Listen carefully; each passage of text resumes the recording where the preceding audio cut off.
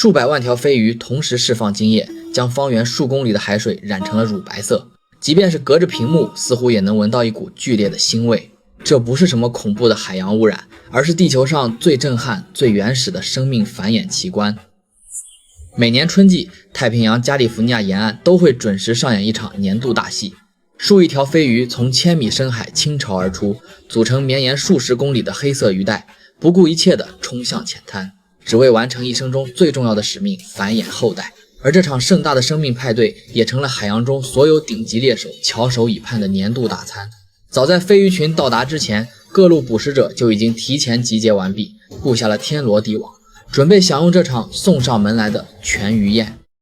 最先发起进攻的是成群结队的海狮，他们是这片海域最敏捷的猎手，早就摸清了飞鱼的迁徙规律。此时的飞鱼满脑子都是繁衍后代的大事，对外界危险的感知能力降到了最低点，这让海狮们捕猎起来简直不费吹灰之力。他们在鱼群中横冲直撞，用身体将密集的鱼群不断驱赶向海面，这样不仅打断了飞鱼的节奏，也为空中的猎手创造了绝佳的捕食机会。天空中平日里独来独往、领地意识极强的白头海雕也放下了彼此的恩怨，罕见的聚集在一起。他们看准时机就直接俯冲而下，锋利的爪子一抓一个准。有些更聪明的海雕甚至懒得费力飞行捕猎，直接站在岸边的礁石上，等着被海浪冲上来的飞鱼自己跳进嘴里。这简直就是一场不用花钱的自助大餐，无论年轻的新手还是经验老道的老猎手，都能吃得心满意足。但这些都只是这场盛宴的开胃小菜，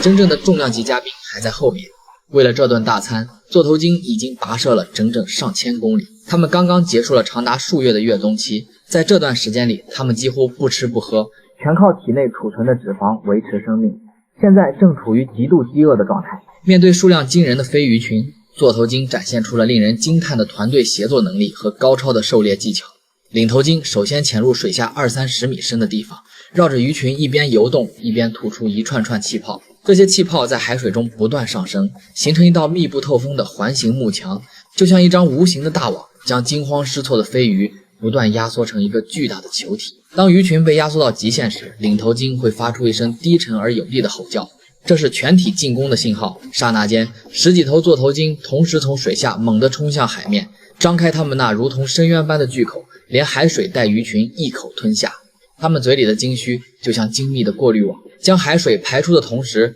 把上千斤的飞鱼留在了肚子里。一头成年座头鲸一天就能吃掉 1.5 吨飞鱼。这样的集体吞噬会重复10几次，直到每一头鲸鱼都吃饱喝足才会罢休。然而，即便面对如此多的顶级捕食者，飞鱼的繁衍计划依然不会被打断。它们的数量实在太过庞大，就算有几十万条被吃掉，剩下的依然数以亿计。当所有捕食者都心满意足地离开后，真正的重头戏才刚刚开始。雌性飞鱼率先游到浅海区域，将带有粘性的鱼卵密密麻麻地产在海草上，每一条雌鱼都能产下3万到10万枚卵。这些卵紧紧地吸附在海草上，等待着受精的时刻。于是接下来就出现了视频开头那震撼人心的一幕，数百万条雄性飞鱼同时释放出海量的精子，瞬间将整片海域染成了乳白色。放眼望去，数公里长的海岸线都充斥着飞鱼的精液，空气中弥漫着浓郁的鱼腥味，鱼卵也将在这一刻完成水下受精。20天后，新一代的小飞鱼就会破卵而出，